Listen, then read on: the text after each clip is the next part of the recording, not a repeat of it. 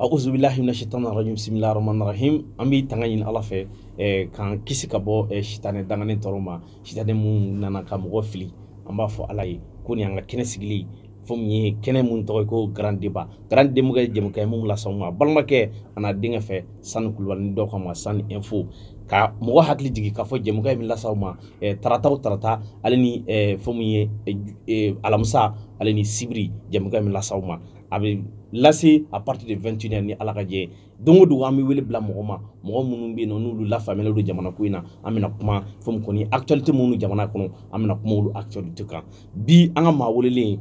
o tɛ maa dogolen ka d'a kan mɔgɔ min don a ye kɛlɛbaw kɛ jamana in kɔnɔ, ka d'a kan a yɛrɛ kun bɛ jɛkulu mun na o kun ye M5 ye, n'o olu ye kɛlɛ kɛ le 5 juin ka wuli fo min kɔni IBK ka fanga ye k'a dafiri, ale kɔni kɛra o acteur majeur ba ye, an n'ale de bɛ ɲɔgɔn fɛ. O tɛ maa wɛrɛ ye, o ye Adama Diko. Adama Diko ale fana kɛmɛ ka jɛkulu dɔ sigi sen kan, jɛkulu mun tɔgɔ ye ko mouvement anti-BAL pour la transition. Anti-BAL an bɛna kuma yɛrɛ d'a ma, a b'o ɲɛfɔ mɔgɔ ye. Anti-BAL yɛrɛ y'a sigi, hakilila jumɛn nana n'a ye k'a sigi? Ni Ala sɔnna ma Adama kuma b'i bolo, i b'i da don o la, an bɛ sɔrɔ ka don n'an ka jɛmukan ye n'Ala ka jɛ. Salam alaikum, n bɛ Maliyɛn bɛɛ fo, ka Blackcom TV k'o mɔgɔ bɛɛ fo, ka Sani Kulubali yɛrɛ fo. An b'i fo i ka wuli ka jɔ n'i ka cɛsiri la, fɛn min ye kunnafoniya ɲuman ɲinini k'o di Maliyɛnw ma, an b'i fo la kosɛbɛ, ka Maliyɛn bɛɛ fo, ka M5 jamakulu fo, ka Yɛrɛwolo jamakulu fo, ka mouvement anti-BAL mɔgɔ bɛɛ fo. O hukumu kɔnɔna na, i ye ɲininka ko mouvement anti-BAL k'a sigila kun jumɛn kama. Mouvement anti-BAL pour la transition a kɔrɔ tɛ dɔwɛrɛ ye. Anti-BAL ye fɛn min ye, ale de bɛ sɔrɔsikɛ kɔlɔsi, c'est à dire ni N'i bɛna taa an b'a ye sɔrɔsiw mana taa kɛlɛkɛyɔrɔ la, u bɛ fɛn dɔ siri u da la ko anti-BAL, o b'a to kisɛ tɛ se k'i sɔrɔ. Voilà, o b'a to kisɛ tɛ se k'i sɔrɔ. Donc an ye jateminɛ de kɛ k'a ye sisan, jamana sera degré min ma, an ka jamana ɲɛmɔgɔw bɛ ka baara mun kɛ, an ka président n'o ye Asimi ye ani Choguel Kokala Mayiga ka fara a tɔɲɔgɔnw kan, u bɛ ka baara mun kɛ fo mɔgɔ ka sɔrɔ mun bɛ don u ni juguw ni ɲɔgɔn cɛ. O de la an ye jɛkulu sigi sen kan, jɛkulu tɔgɔ ye mouvement anti-BAL pour la transition, min b'a to ni mɔgɔ dɔw bɔra ka kuma sugu dɔw fɔ ka nkalon tigɛ Maliyɛnw ye, ka Maliyɛnw tromper, an bɛ bɔ ka yira k'a fɔ ko o ko in tɛ, nin de don, an bɛ taa débatw kɛnɛ kan, an b'an bila page kɔfɛ, an bɛ taa radio la ka kuma ka Maliyɛnw sensibiliser. Sani n bɛna kuma kelen f'i ye bi, ni a y'a sɔrɔla ko réseaux sociaux kun tɛ, an bɛ réseaux sociaux an b'a fo bi ka waleɲuman dɔn. A ye ko dɔ ɲɛ Mali kɔnɔ, a ye ko dɔ cɛ Mali kɔnɔ, mais a ye min ɲɛ Mali kɔnɔ a m'o cɛ. Mais a kɔlɔlɔ fana o b'a la. Non, n y'o de fɔ, kɔlɔlɔ bɛ yen, ko mana kɛ cogo cogo i b'a sɔrɔ kɔlɔlɔ b'a dɔ la a faamu cogo dɔw fɛ. Dɔw y'a ta k'a kɛ manamanako kɛyɔrɔ ye, mais anw y'a kɛ baarakɛlan de ye. O dalu ye jumɛn sisan? France 24 ni RFI gɛnnen, sani olu kun ka gɛn, n'olu kun bɛ yan, ko min kun bɛ ka kɛ Ukraine ani Russie ni ɲɔgɔn cɛ, a réalité bɛɛ kun tɛ fɔ an ye. Kun tɛ fɔ. Donc réseaux sociaux de kɛra sababu ye Ukraine ni Russie ka ko an sera k'a dɔn, sinon a kun bɛna fɔ ko i m'a ye ko Russie bɛ ka nin bingani wale kɛ Ukrainiens la. Donc k'an kana sɔn Russie ka na an ka jamana kɔnɔ, an bɛ wuli k'an ka ɲɛmɔgɔw gɛn k'u bɔ fanga na k'a sababu kɛ nin. O de la réseaux sociaux ye nafaba ɲɛ o yɔrɔ la. Information réseaux sociaux nana Maliyɛn bɛɛ bila information niveau kelen na information na. Ni e ye fɛn min ye, ni ne y'a ye page dɔw bɛ olu tɛ nkalon tigɛ fiyewu, u bɛ taa ko ɲɛɲini a sun kɔrɔ, donc mɔgɔw bɛ kunnafoniya jɛlen sɔrɔ. Sisan n'i yɛrɛ n'i ka kuma tigɛ, an ye k'a fɔ activiste dɔw yɛrɛ bi mɔgɔ préféré lo k'olu lamɛn, o ka fisa ka taa an ka fɛn dɔw lamɛn yɛrɛ. Voilà, donc tel que Ibousi, n'i y'ale ta ka jateminɛ o y'an kɔrɔkɛ ye, n'ale sigila a ka plateau kan, a bɛ ko walawala cogoya min na, donc ka fara Gandi Maliyɛn Kati 24, ka fara média A ninnu ni a ka ca, kunnafoniya jɛlen camanba de bɛ sɔrɔ réseaux sociaux kɔfɛ bi. O sababuya de kama, donc ko caman bɛ yen Maliyɛnw bɛ ka bɔ o ko kalama. Tubabuw n'u tun b'a dɔn, u tun tɛ na réseaux sociaux Maliya. Réseaux sociaux ye baara mun kɛ, an bɛ an grand frère Segu Tunkara fo New York, le politologue très dirigeant. Donc ale bɛ ko walawala bamanankan na cogo min na mɔgɔw ye, i b'a kalama ko n'i ye tubabukan kalan kɛ k'a discours yira, mɔgɔ caman de tɛ yen min bɛ se k'a walawala k'a farafasiya. Voilà. Donc ale b'a walawala cogoya min na k'a ɲɛfɔ Maliyɛnw ɲɛna, o kɛra sababu ye ale ka page yɛrɛ suivli bonyana ka tɛmɛ bi bɛɛ ta kan. Parce que jamana kunkolodimi n'a ɲɛdimi na, jamana ko kunkolodimi n'a ɲɛdimi na kɔnɔdimi bɛ Maliyɛnw na quoi. Maliyɛnw sɛgɛnnen don, haminen don, ɲaninen don jamana ka situation na, surtout mɔgɔ minnu bɛ kɔfɛ, mɔgɔ minnu bɛ région na, bɛɛ bɛ fɛ ka Mali ka information dɔn ko ba minnu bɛ ka kɛ Mali kɔnɔ. ka sababuya kɛ maliyɛn wulila ka jɔ bi dankun dɔ kan bi min b'a to jɔnmaya tɛ kɛ an na o de la an y'o de fɔ n ka kɛlɛ ye mɔgɔ kunkolo kɛlɛ tɛ ni cɛ o cɛ kun y'i sen bɔ kɛlɛ in na i bɛ bɔ a la hali n'a tɔ kun tora mɔgɔ kelen de ye an ma ɲɛsin kɛlɛ ma an m'an ka kɛlɛ kɛ. ok problème t'a la merci Adama a b'a to an bɛ don an ka ɲininkali dɔ la o kɔni hali n'a sɔrɔ a t'an ka babu kɔnɔ mais a ka ni i k'i hakilila fɔ a la o ye Abdoulaye Diop ye taama dɔ kɛ sisan Nations Unies a ye kuma dɔ fɔ surtout kuma minnu yɛrɛ bɛ yen nɔ ni maliyɛn caman bɛ yen nɔ ni maliyɛn caman ka laɲini tun don a waati la ka d'a kan a ko an t'a fɛ ka Faransi ka pankulu ye sanfɛ bilen k'a bɛna intervention aérienne dɔ k'an ka jamana kɔnɔ ko o banna ani fana a tila k'a yira tuguni Nations Unies kɛnɛ kan ko fo mun kɔni ye Mali bi a dɛmɛbaa ɲini mun y'a ja ko maa tɛna maa imposer Mali kan k'a fɔ ko partenaire dɔ bɛ yen nɔ Russie ou bien ni ko k'a fɔ ko Mali balo la ko an ye jamana mun ye k'an ye yɛrɛma hɔrɔnya jamana ye an bɛ se k'an ka partenaire ɲini cogo min y'an ja e bɛ se ka mun fɔ a kan nin kumakan fila kan ka d'a kan nin kumakan fila ninnu de bi maliyɛn caman hakili la bi. san toujours n b'i fo i n'i ka ɲininkali walawalalen baw n'i ka kumaw la mun bɛ mɔgɔ hakili jigin kobaw la n b'i fo ne y'o de fɔ n ko jamana in an ye wulikajɔ kɛ pour que jamana ɲɛmɔgɔ yɛrɛ ka jamana kɔnɔdenw bonya fɔlɔ k'u bonya ka jamana kɔnɔdenw bonya c'est à dire ka kalandenw yɛrɛ tɛ dɛ parce que mɔgɔ kalanbali de ka ca ni mɔgɔ kalannen burusi kɔnɔ mɔgɔw ka hakɛ to kuma na cogoya kunfinw minnu tɛ fɛn dɔn jamana ɲɛmɔgɔw ka olu bonya fɔlɔ k'u kumakan lamɛn o de la an ye wulikajɔ kɛ fo jamana ka segin o saraka o la n'o kɛra sisan jamana ɲɛmɔgɔ fana bɛ jamana kɔnɔdenw ka ci ta ka taa se yɔrɔ min na a tɛ siran ci fɔ yɔrɔ la a segintɔ b'a sɔrɔ jamana kɔnɔdenw fana labɛnnen don k'a kɔnɔ k'a soutenir o de la an ye laɲini kɛ Asimi fɛ ka laɲini kɛ Choguel fɛ ka laɲini kɛ ministre bɛɛ fɛ sɔrɔsi bɛɛ fɛ anw bɛ min fɔ u ka taa baara kɛ n'o ye anw de b'u sara u b'anw de ka baara kɛ la donc n'an ye min fɔ u ka t'o fɔ a mɛnna Abdoulaye Diop ye kuma min fɔ a kun kan ka fɔ a mɛnna a kun kan ka jɔ avion damadɔ munumunu na an ka surface sanfɛ kɔsa in na u kun kan ka jigin de o ah oui araba k'u jigin non olu bɛ jigin de an bɛ sɔrɔ ka taa kuma na o k'a jigin cogo di k'a jigin non k'a viser ni marifa ye k'a jigin o tɛna kɛ déclaration de guerre o de don u ka laɲini y'o de ye o an sigilen don ka Faransi kɔnɔ fɛn bɛɛ lajɛlen na an sigilen don ka Niger kɔnɔ an sigilen don ka Burkina kɔnɔ an sigilen don ka Tchad kɔnɔ fɛn fɛn n'i sɔnna k'i b'a ta an ka dabada ma an ka changement kɛ ɲɔgɔn nɔfɛ pour que ka Afrique cɛncɛn fɔ lafiya i n'an bɛ baara kɛ ɲɔgɔn fɛ mais ni ko i t'a ta an ka dabada ma ko n'i nana ni kɛlɛ sira ye maliyɛnw labɛnnen don a bɛɛ lajɛlen kama parce que an ye Irisila ye u ye sira min ta ni an ye an fana ye sira min ta n'u ye sira in de bɛ continuer fo ka taa maliyɛn den bɛɛ lajɛlen kɛ k'i ka lafiya sɔrɔ i ka diɲɛlatigɛ la i ka sara k'i sigilen to so hali n'i ma baara kɛ an de mɛnna an b'o kuma fɔ kuma bɛɛ a tɛ mɛn o bɛ kɛ Mali kɔnɔ dɔwɛrɛ tɛ o jagoya kɛlɛ binna anw de kan Faransi fɛ k'a jagoya k'a bin an kan pour que an ka dɛsɛ an yɛrɛ kɔrɔ an ka jamana bɛ se ka ci cogoya min na olu kan na k'a fɔ k'olu ye tasuma faga ji kan an ka dugujukɔrɔ nafolo min bɛ yen u ka se k'o nafolo bɛɛ cɛ ka taa n'u ye k'an ka mɔgɔw faga donc Abdoulaye Diop taara ka taa kuma min fɔ a ye maliyɛn bɛɛ de ka kuma fɔ a ye maliyɛn bɛɛ de kunkɔrɔta o de ye maliyɛn bɛɛ ka laɲini ye o de la an ko transition an b'a lafasa an b'a dɛmɛ transition ye anw de ka fɛn nalen ye anw de ye transition sama ka na mɔgɔw sigi wa anw de b'u sara wa u bɛ baara kɛ anw de ye wa u bɛ ci min fɔ fana anw de b'u bila k'o ci fɔ wa o ci kɔfɛ fana anw de b'u dɛmɛ donc Abdoulaye Diop ye kuma min fɔ vraiment kuma diyara maliyɛn bɛɛ ye hakilina sɔrɔ a la bɛɛ ye yɛrɛya kɔnɔ bɛɛ ye faamu sɔrɔ a kɔnɔ Mali ɲɛmɔgɔw kun bannen don nin de ma o de la kɔlɔlɔ nana bin an n'u bɛɛ lajɛlen kan an ye wulikajɔ min kɛ n'an kun b'a kɛ sabu a sɔrɔ mɔgɔ tɛ se ka sigi Bamakɔ yan ka kuma. Ka gɛlɛn Adama Diko a b'a to an bɛ don an ka ɲininkaliba belebeleba la n'o ye an sekun yɛrɛ ye yan n'o ye CEDEAO ko ye an ye k'a fɔ CEDEAO mɔgɔw o ni chef d'État minnu bɛ yen nɔ o ye réunion kɛ mois tɛmɛnen a yirala k'a fɔ ko fo min embargo mun Mali kan embargo yi an bɛɛ kun jigi d'a ma ko embargo bɛna wuli o réunion na mais an nana ye k'a fɔ o ye décision ta ko ka embargo réunion in bila tuguni fo min le 3 juillet la a ko kɔnɔ a kɛla an ka maliyɛnw fana autorité olu fana décret dɔ bɔ décret in kɔnɔ u y'a yira k'a fɔ ko fo min transition ye k'a bɛ kɛ kalo 24 ye a ko kɔni ye mɔgɔ caman gɔ a kamana na ka d'a kan CEDEAO ka négociation bɛ yen nɔ ka tila ka décision ta tan nɔ ko fo min kɔni ye ka délai prolongé fo 24 mois e bɛ se ka analyse jumɛn k'a kan hakili jagabɔ jumɛn b'i bolo ka kɛ nin ko in kan. bon sani i y'a fɔ cogoya min na an y'a ye ten o cogoya la an kɔni sigilen don n'a ye ko embargo tɛ wuli. Parce que oui Adamadenw mɔgɔ caman sigi ma k'a wuli an sigilen don k'a tɛ wuli o an ka mɔgɔw jɔlen don gun min kan o gun ye Mali boli de ye o de ye Mali sauveli ye o de ye Mali ka yɛrɛma hɔrɔnya ye o tɛ Faransi arrangé o CEDEAO tɛ yen koyi Faransi de bɛ yen CEDEAO tɛ yen non CEDEAO tɛ yen Faransi de bɛ yen CEDEAO de bɛ Faransi de bɛ CEDEAO kɔfɛ ka CEDEAO pousser ka sanction ninnu ta mais n'i y'a ye hali o don réunion u sera ka taa kumani dɔw k'a la dɔwɛrɛ tɛ o parce que embargo digilen don Côte d'Ivoire la a digilen don Sénégal la a digilen don an kɛrɛfɛ jamana ninnu caman na parce que n'i ye Mali jateminɛ Mali b'i b'a fɔ Carrefour diɲɛ jamana bɛɛ bɛ ɲɔgɔn sɔrɔ Mali de la wa Mali de ka produit minnu bɛ produit an fɛ yan n'o y'an ka sɛnɛkɛfɛnw ni an ka bagan marataw ye olu de bɛ bɔ ka don jamana caman na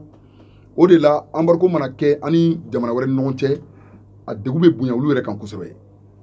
n'i y'a jateminɛ embargo t'anw kan yan mais gɛlɛya bɛ non embargo tɛ gɛlɛya bɛ diɲɛ bɛɛ de la embargo tɛ Mali kan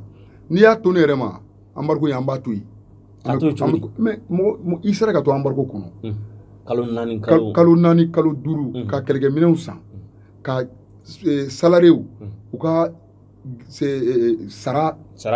ka dɔ fara kan baarakɛlaw bɛ ka sara normal la an ka Bamakɔ goudron ninnu bɛɛ bɛ ka souder ji bɛ ka di fantanw ma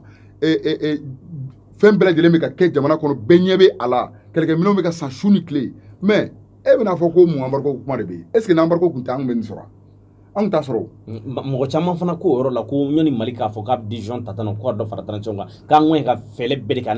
ani CEDEAO ka se ka bɛn na walasa gɛlɛya ka se ka bɔ yen u ka d'a kan ko maliyɛnw bɛ ka gɛlɛya k'u yɛrɛ de ko gɛlɛya bɛ yen an ni CEDEAO tɛ se ka bɛn o ni mɔgɔ nan'i nɔfɛ ko i k'i denmuso bogotigi bɔ ka taa bin a kan jagoya ko n'o tɛ k'e tɛ dumuni kɛ mais i kan ka mun de kɛ i bɛ to kɔngɔ de la kɔngɔ k'i faga o ka fisa i k'o kɛ n'i y'o kɛ o kɛlen kɔfɛ e de y'i yɛrɛ faga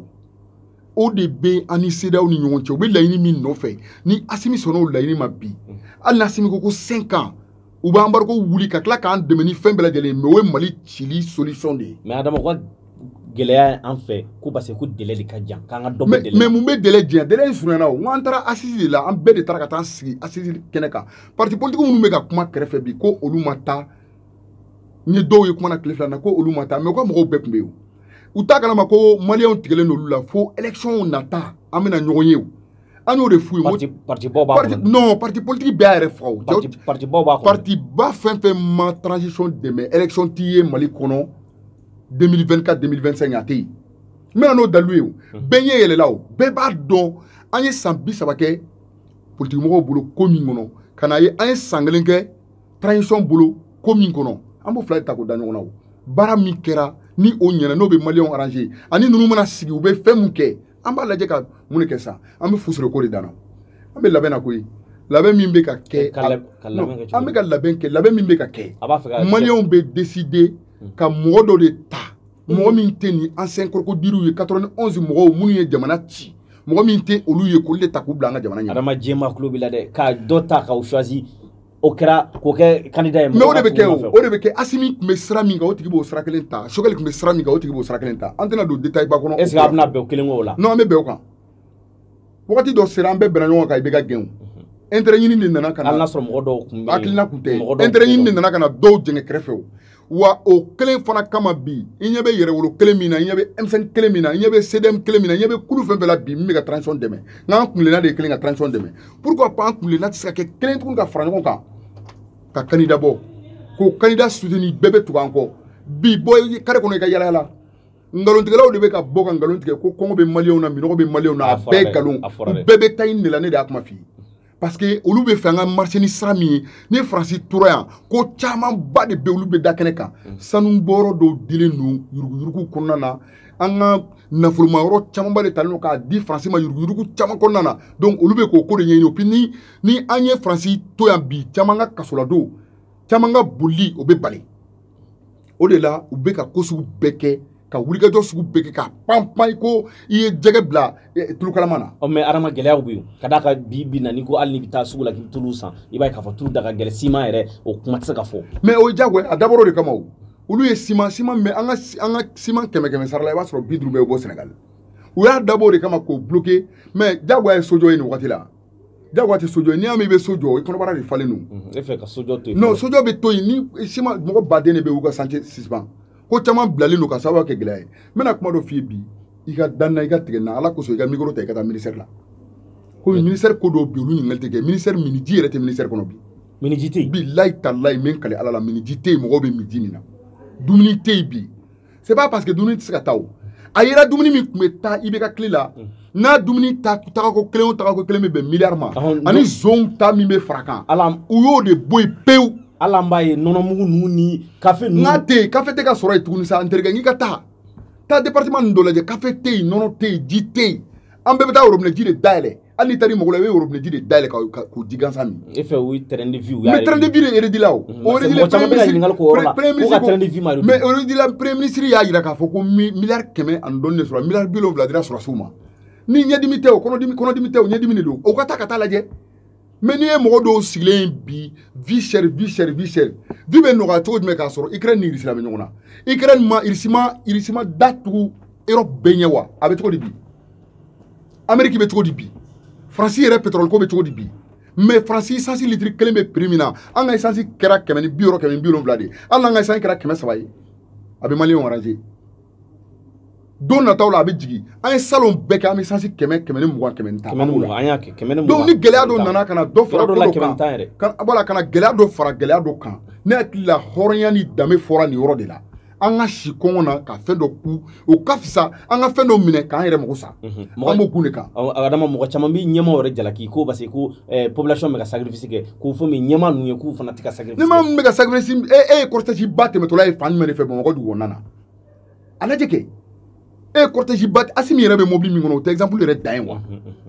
han Choguel ka cortège bɛ taama ka na hali mɔgɔ tɛ bɔ a kalama ministre bɛ tɛmɛ hali t'a dɔn ko ministre bɛ Mali kɔnɔ nin waati la o kuma u bɛ fɛ mun de ka kɛ fɔlɔ la i kuma ye mobili baw caman tugu ɲɔgɔn u bɛ fɛ mun kelen de ka kɛ wa mɔgɔ bɛ gouvernement baara la bɛɛ bɛ ka sara sɔrɔ normal la bɛɛ bɛ ka sara sɔrɔ sinon nin waati yɛrɛ de la bɛɛ kan ka jɛ sara yɛrɛ kɔ k'a fɔ an k'a fara État ka budget kan pour que an ka se ka baara kɛ maintenant dɔw ka laɲini de ye dɔrɔn toujours Choguel nin de b'an ɲɛfɛ cɛkɔrɔba nin a ka dɔgɔ mais bilahi n'i y'a minɛ i b'a bila non mɔgɔ tɛ ye mɔgɔ yanga mɔgɔ kɛcogoya ni fɛ o Choguel ye mɔgɔ min ye kunkolo min b'a la technique min b'a la n'i bolo d'a kan na dɔrɔn dangala de don n'i bolo bila ku la dɔrɔn a b'i ta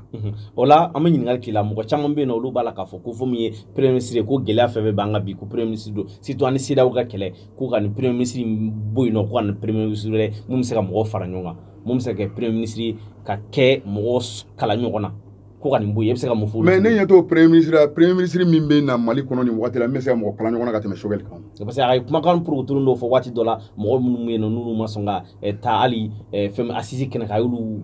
o jagoya de ye o kuma porokotolen tɛ dɛ a ye tiɲɛ de f'u ye tu sais que Choguel ka problème ye min ye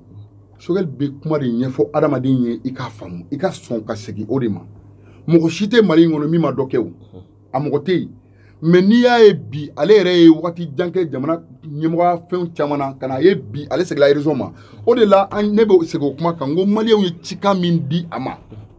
a bɛ k'o cikan de labato a bɛ k'o cikan de lamɛn Choguel tɛ ka baara kɛ n'a yɛrɛ ka baara ye koyi Asimi tɛ ka baara kɛ n'a ka baara ye maliyɛn bɛɛ b'a dɔn bi Faransi tɛ mɔgɔ si nɔfɛ depuis Choguel ma sigi u bolila ka taa Asimi nɔfɛ k'a kana Choguel kɛ premier ministre ye ka ko bɛɛ kɛ ka dɛsɛ o kɔrɔ b'a la Choguel kuma non o kɔni o tɛ bi ko ye o Choguel b'a dɔn 91 mɔgɔw n'ale fana nana il faut qu'ale de k'u freiner politique mɔgɔw de bɛ se politique mais mɔgɔ caman bɛ yen ko Choguel yɛrɛ ye 91 mɔgɔw ye mais ayi non Choguel n'a jamais été 91 parce que Musa a ka surun Musa non mais a ka surun Musa la 91 de ye Musa bɔ yen a ka surun Musa la tɛ dɛ Choguel ni Musa yɛrɛ ka ɲɔgɔn ye kɛra siɲɛ 2 dɔrɔn a yɛrɛ ka discours la mais mɔgɔ bɛ o yɔrɔ la ko Musa tiɲɛ taba de kun ye Choguel mais i bɛ mɔgɔ dɔ ka hakilina lafasa ani a tigi tiɲɛ taba ye kelen ye o tɛ kelen ye o mɔgɔw bɛ mɔgɔ ka hakilina lafasa hali Choguel bɛ Modibo Keyita ka hakilina lafasa mais est ce que mɔgɔw b'a fɔ k'a ye Modibo Keyita ka mɔgɔya dɔw wɛrɛ tɛ o bɛ ka kɛlɛ cogo dɔrɔn nin ɲini cɛ la k'a lajɛ dɔrɔn a bɛ baara ɲuman min na k'a kɛ an bɛ se k'a fɛrɛ minɛ cogo di anw ye zonw ye anw bɛ se ka balo cogoya jumɛn na an n'an ka denbaya o dɔrɔn de don ka jamana wuli ka jamana ɲagami ninnu ye fɛn bɛɛ lajɛlen labɛn ninnu ye coup d'état labɛn ninnu ye fɛn sugu bɛɛ labɛn pour que ka jamana tun mais Ala ye Mali kɛ jamana ye barika bɛ Mali la jamana kɔnɔdenw jɔlen don nin waati la sinon ne min bɛ ka kuma e ye bi min bɛ ne kan ne yɛrɛ de b'o dɔn ni Ala cɛ mais o de bɛ bila kɛrɛfɛ an bɛɛ de b'an ta bila kɛrɛfɛ sani ne ni e k'an ka degun fɔ an k'a lajɛ o muso kɔnɔma min bɛ kɔnɔ bɛ fara k'a denyɛrɛnin fana faga o ta ye jumɛn mɔgɔ min ka dugu kɔnɔ a bɛ boli den ni faw bɛɛ tununa ɲɔgɔn na o tɛ ɲɔgɔn yɔrɔ dɔn baganw bɛ jeni sow bɛ ci dugu kuturu bɛ wuli donc ne ni e bɛ jisuma min na yan clim filɛ nin y'an kunna an bɛ lumière kɔrɔ yan ko an k'an sigi bi ko k'a fɔ ko sɔrɔsiw bɛ ka taa fagali min kɛ ko k'o fagali jɔ rebelle fagali jɔ ko civil bɛ ka faga bi bɛ ka kɛ civil ka droit de l'homme ka respecter o mun ye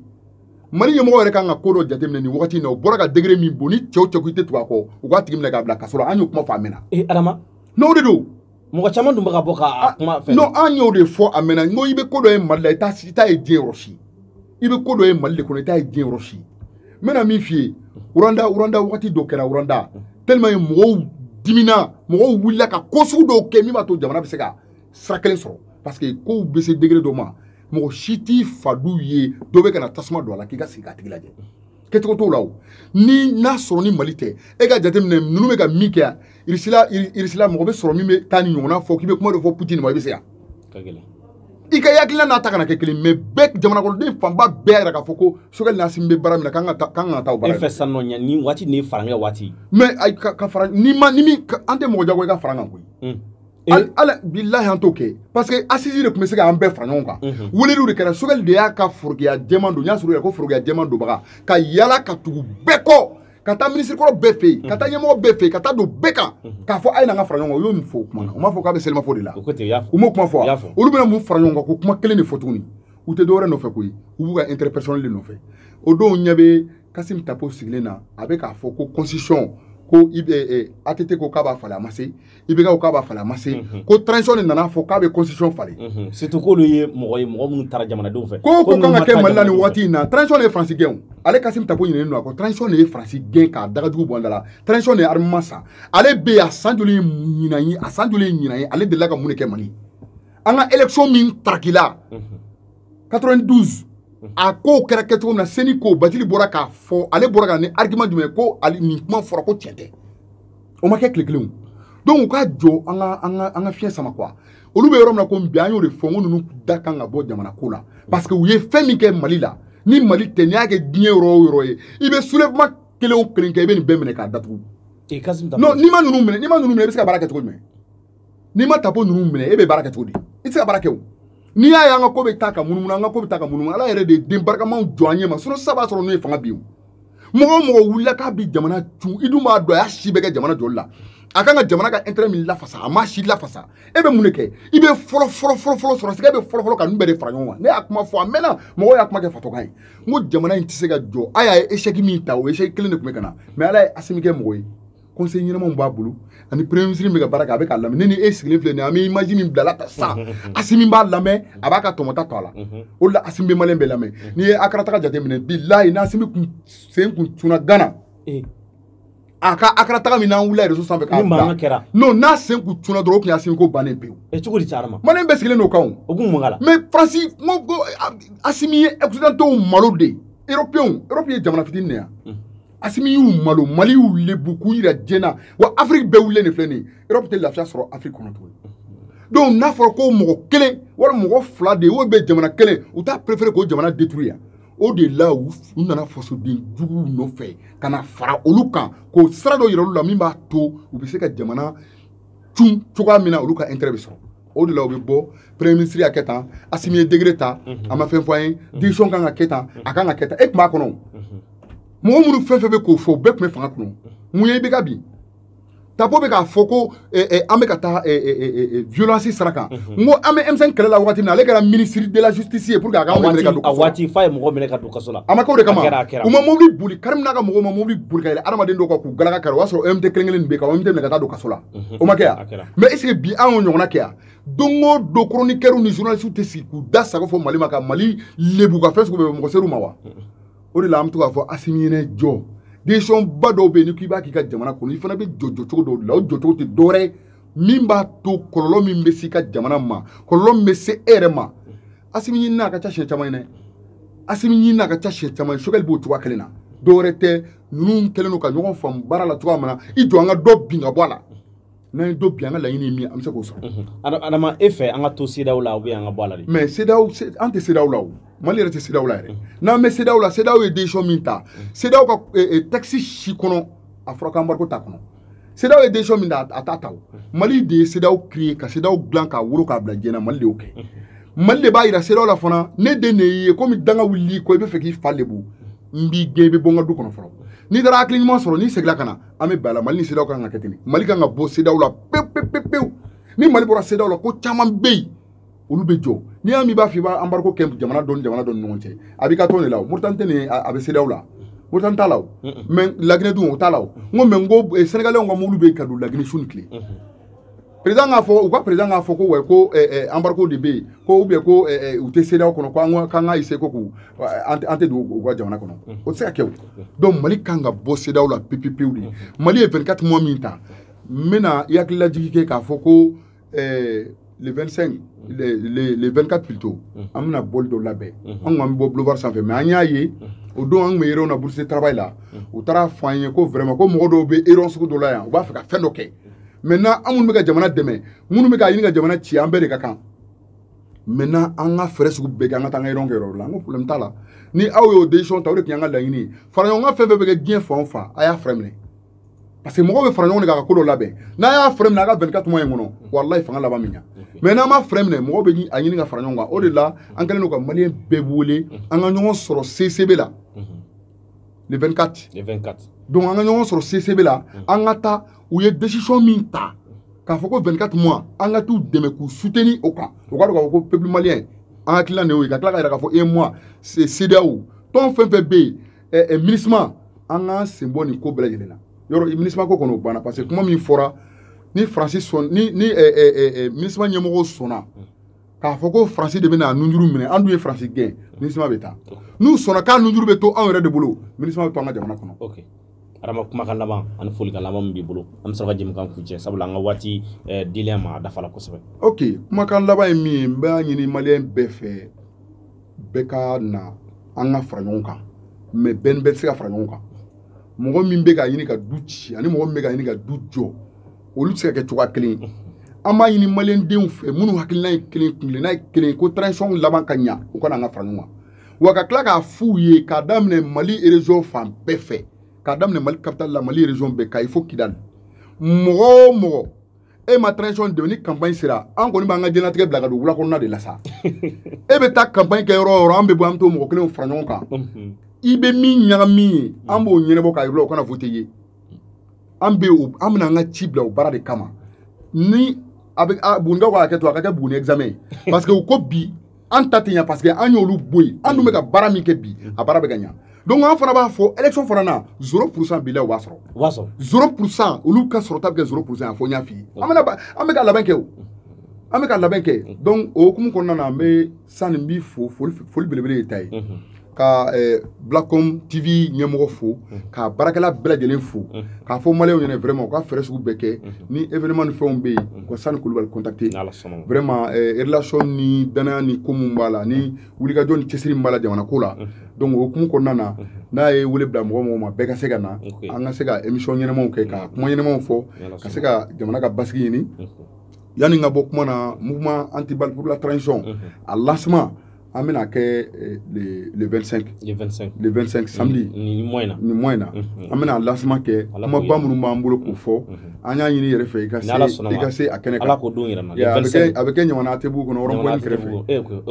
voilà o y'an ka zone donc a bɛ kɛ yen an bɛ an ka président fo Asim k'a ka juru kun minɛ kosɛbɛ a k'i banba an bɛ Choguel Kɔgɔla Mayiga fo k'an ka Sadio Kamara fo